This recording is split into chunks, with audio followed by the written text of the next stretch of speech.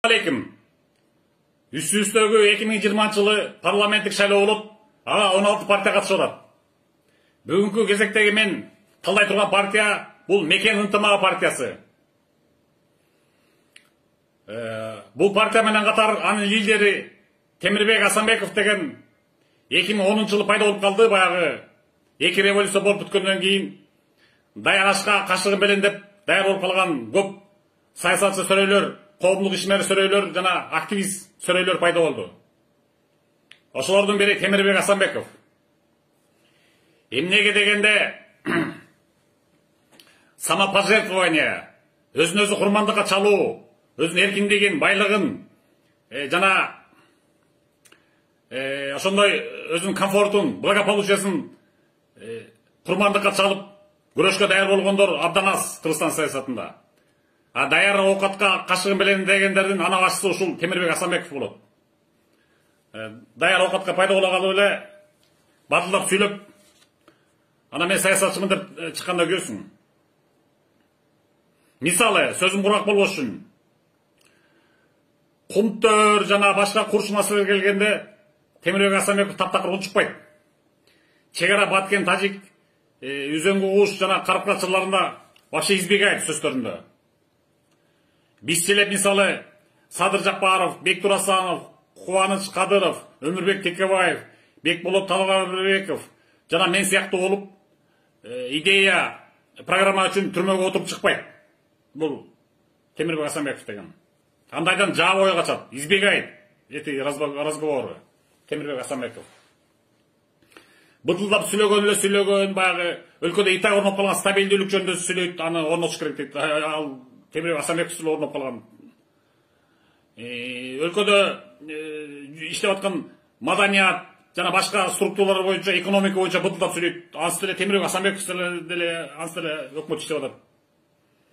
Сүйлөгөндөр популизм, демек түшүнүксүз. Бирок ошондо да мен таң калдым өткөндө Дворец спортада өткөн кыштабы, наркы кыштабы бир съезд өткөзгөн экен, зал толтура 1000ге жакын киши. Демек элдин деле кайда керек экен? Ким экенин, лидери ким экенин, программасы ким экенин талдабай эле телевизорго чыгып алып, кооз кийинип алып, сулуу көрүнүп, аны быдылдап сүйлөсө эле ошо ээрчип кете берет экен. Эл дагы эле караңыр экен, биздин элчи. Анан бул пайгамбар пророк Мухаммад саллаллаху алейхи вассаламдын баягы эле хадисине дал келет. Бул Темирбек Асанбеков мырзанын движениелери. Ал хадис мындай деп айтылат: воистину красноречие — это колдовство. Кыргызча отургондо аныгында кызыл түндүү чечендүүлүк бул сыйкырдын бир түрү.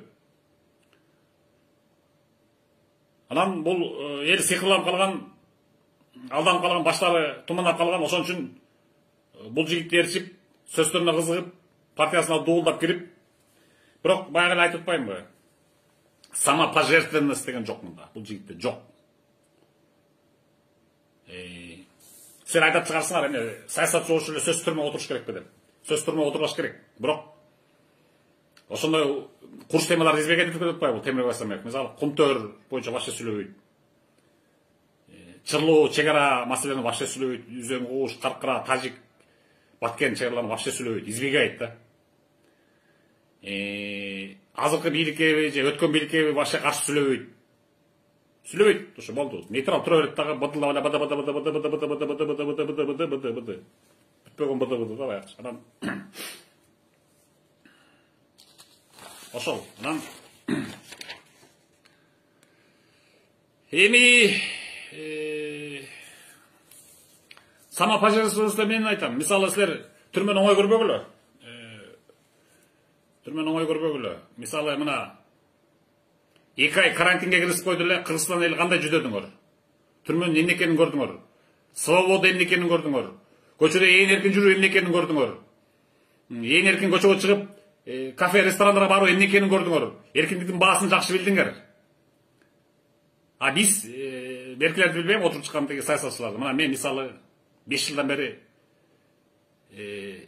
үй түрмө акыбалында отурам, ошол жерде отурганда силер 2 эле ай отуруп чыдабай баягы ызчы болуп, көбү тиги ичип кетти, балдарын сабап былчылатып видеого чыкты, секирип кеткендер болду этаждан чыдабай. муунан деп арканы көтөрө чыккандар көп болду. 2 айга эле чыдабай кеттиңер. Ал эми силер акыл келаткан акыбалдын 5 жылын отуруп келатам ушул үй түрмөсүндө. Анын жарым жылдайын СИЗОдо отурдум, 40 режимде. Еще 1 жылын режим устунда зонага отуруп келдим бар. Атамбаевдин куугунтук заманында. Эч кандай кыршам кетпей эле отурам ана. Түрмө деген силер 2 күн отуруп көрөчү КПЗ, 2 күн. Алсырап, алгары кетип, кадимкидей шалдырап, шайыңары кетип, чумоор чыгып кетет. Так что силер түрмөнү оюн көрбөгүлө, ойчук көрбөгүлө. Самопожертвование жок болот болбойт Темирбек Асанбековдо. Мына биз отуруп чыкканбыз, мына мен лично программа идея үчүн куугунтук көрүп түрмөгө отуруп чыккам. И достойно отуруп чыктым. Эч кимсине баш ийген жокмун. Камчы Көлбаевна да жана башкалар эч кимине баш ийген жокмун. Кай жерде жүрбөйүн, борзой гордой отуруп чыктым. Анан силер мени жеңил желпи бир көргүңөргө бар. Жеңил желпи сүйлөй берет. Ха-ха-хи-хи эмес. Өзүңөр акылыңар күлгүлө, өзүңөр күлгүлө. Дайыңар таппай жүрөсүңөр, ха-ха-хи дейсиңер. 2 ай каратиң алып койсо, муну укла жасайсыңар. Эми бул Темирбек Асанбековдун дагы ошол айтпайм, популизм быдылдамай сүйлөмөй 10 жылдан бери келатат. Хитрость движениелеринде проскальзывается, видится. Башында баягы 10-жылы пайда болгондо түшүнбөй аткан чыгарсыңар. Ар дайым шайлоолордун астында пайда болот. Бул өзү айткандай, өткөндө КТРдин айтып атат. 2010-жылы катышты, 15-жылы катыштыр. 3-чү шайлоосу, мекен шайлоого эле келет эле быдылдап эле баягы. Уже орноп калган стабилист жөнүндө сүйлөйт. Орноп калган стабилист үстүнө каякта стабилист орнотосуң. Мындай урунтуу эчтеке жок. Курч темаларды, мындай чырлуу темаларды өлкөдөгү избегайт, сүйлөбөйт, буйтап кетет. Красноречие жана пайгамбардын айткан хадисинде тош эле красноречие. Красноречиенин башыңа айлантып эле ушинтип эле келет. Ушинтип эле быдылдап сүйлөмөй. Эми булардын партиясынын катарында белгилүүлөрдөн Мира Жаңгарашева бар экен, Акаев заманындагы министр. Мелис Асбеков кирип калганын таң калдым. Бул Мелис Асбеков деген да булардын катарында кандай жол кирип калды, таң калып атам да. Бул деген мына уже конкретно уже самопожертвование бала да.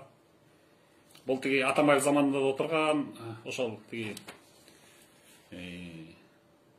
азырдагы абдан жигердүү активист, каламдар тааныбайт экен.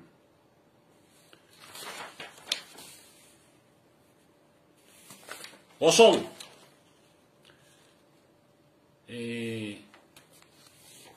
болгон эле ошол олигархтарды кошкон жокпуз дейт. Олигархтарды кошпоптур катарына, бирок кошпогон менен деле өзү деле ошол мирбе немеси болот го, Темирбек Асанбеков делечи.